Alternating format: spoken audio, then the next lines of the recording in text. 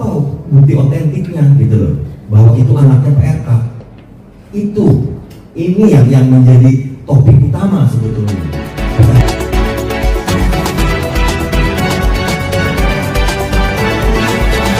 Tidak terlalu banyak komentar terkait dosis yang disampaikan. Maksud saya bahwa somasi yang disampaikan kepada klien kami itu sudah ada. Nah, kami sudah jawab somasi tersebut. Nah, kenapa? Karena Pak Ridwan Kamil kan sudah membantah tidak ada hubungan dalam bentuk apapun, hubungan personal, hubungan profesional tidak ada. Nah, karena tidak ada hubungan profesional itu jelas, makanya semua itu sudah disampaikan di dalam jawaban somasi kami yang kami sampaikan ke mereka gitu, dengan kuasa hukumnya LN. Jadi itu sudah clear. Lanjut, kami sudah menyampaikan jawaban atas somasi yang disampaikan oleh kuasa hukum mereka. Jadi itu clear semuanya. Jadi terkait hubungan sudah tidak ada lagi. Bang, izin bang terkait somasi Barreskrim itu apa bang yang dari Pak RK sendiri laporan itu, terus seperti apa tindak lanjutannya seperti apa? Teman saya rekan saya mungkin bisa menjawab. Terima kasih Pak. Jadi begini, mungkin perlu saya jelaskan apa saja sih yang dilaporkan terkait dengan pasal-pasal yang paling diperbuat itu kan. Ini juga menjadi suatu mungkin bermanfaat lah buat kita semua gitu kan, pengguna medsos terutama, yaitu adanya pasal 35 Undang-Undang ITE. Pasal 35 ini mengatur kepada setiap orang dengan sengaja dan tanpa hak secara melawan hukum melakukan manipulasi, penciptaan, perubahan, penghilangan, pengrusakan informasi elektronik dan atau dokumen elektronik dengan tujuan agar informasi elektronik dan atau dokumen elektronik itu dianggap seolah-olah data yang otentik. Pasal ini diatur kemudian junto dengan pasal 51 ayat 1 Undang-Undang ITE, di mana ancaman hukuman sampai 12 tahun atau denda paling banyak 12 miliar rupiah. Jadi tadi menjawab dari teman tadi mengenai tuduhan dari saudara LM mengenai bukti-bukti yang katanya punya bukti-bukti, ini harus hati-hati gitu. Tidak hanya kepada LM dan juga kepada yang lain. Jika mengunduh suatu transaksi informasi elektronik ke dalam suatu bentuk digital, kemudian ke medsos ya, ke TikTok, Instagram, di mana itu jelas merusak nama baik dan seolah-olah itu dianggap bukti yang otentik. Contoh misalkan, saudara yang mengatakan bahwa dia mempunyai anak dari Pak RK. Hati-hati itu, apakah dia mempunyai bukti otentik? Kalau tidak, pasal ini berbicara gitu, yang seolah-olah ada bukti otentik bahwa itu anaknya Pak RK. Padahal itu kan hanya sebatas bicaranya dia gitu. Nah, kemudian juga terutama di sini juga adanya pasal 27A, di mana bunyi pasal ini intinya adalah barang siapa menyerang kehormatan atau nama baik orang lain dengan cara menundukkan suatu hal dengan maksud supaya hal tersebut diketahui oleh umum dalam bentuk informasi elektronik dan atau dokumen elektronik yang dilakukan melalui sistem elektronik. Jadi di sini kalau tuduhan mengatakan seperti itu tanpa ada dasar bukti otentik, maka itu masuknya pencemaran nama baik atau menyerang kehormatan. Dan di sini jelas ancaman hukumnya cukup tinggi ya. Gitu. Yang tadi 12 tahun, yang pasal 27-nya 2 tahun.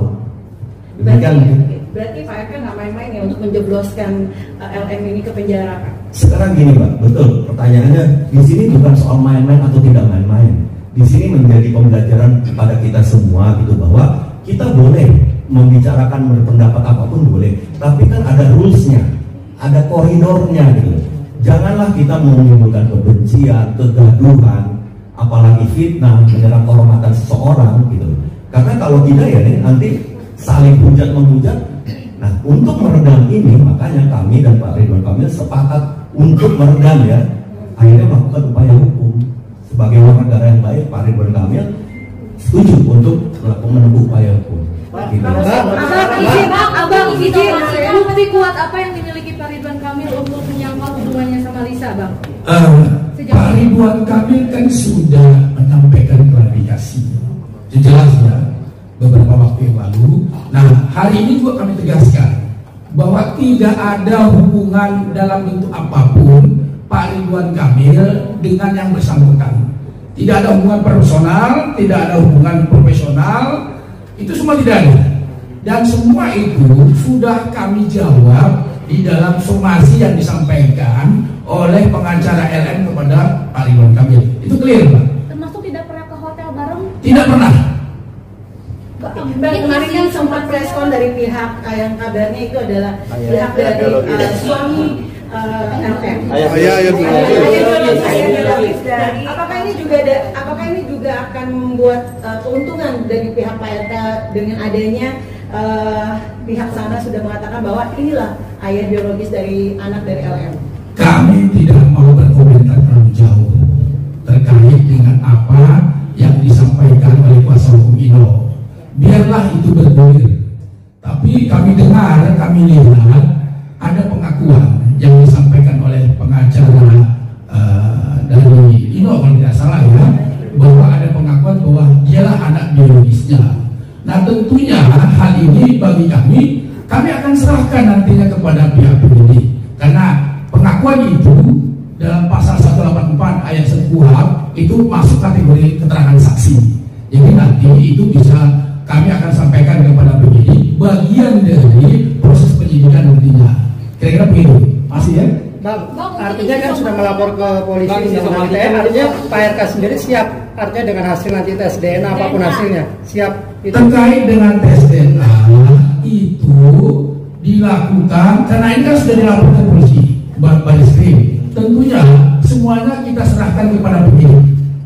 Kita serahkan kepada penyidik. Kami perlu garis bawahi, Pak Ridwan Kamil siap untuk melakukan tes DNA sesuai dengan prosedur hukum. Itu nggak ada masalah. Karena tes DNA itu nanti kewenangan penyidik nantinya. Ya.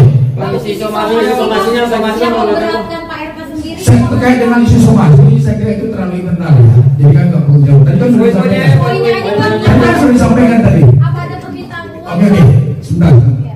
Jadi begini, sebetulnya intinya dari yang dituntut atau yang digembar-gemborkan oleh saudari LM itu adalah mengenai anaknya Pak RK, kan dibilang begitu nih. Nah, apakah yang bersangkutan punya bukti otentik? Itulah yang tadi dijelaskan oleh rekan kami, Bang Muslim ini, bahwa apa bukti otentiknya gitu loh, bahwa itu anaknya Pak RK. Ini yang menjadi topik utama sebetulnya. Padahal antara Pak RK dengan saudara LM tidak ada hubungan hukum. Jangankan dengan saudara LM ya, dengan anaknya. Bukti hukum apa yang tersangkut dengan terkait dengan Pak LM? Makanya seperti tadi dijelaskan bahwa dari sejak awal, seperti bagaimana juga mungkin Pak RK langsung sudah memberikan klarifikasi bahwa pada dasarnya dia siap untuk dites DNA asal ya sesuai dengan perintah hukum. Enggak asal main-main. Oke, ayo berangkat. Bukan seperti itu. Sehingga kami pun mempersilahkan kepada saudari LM, kalau memang dia yakin itu anaknya Pak RK, kenapa hanya teriak-teriak di medsos? Kenapa tidak melakukan upaya hukum?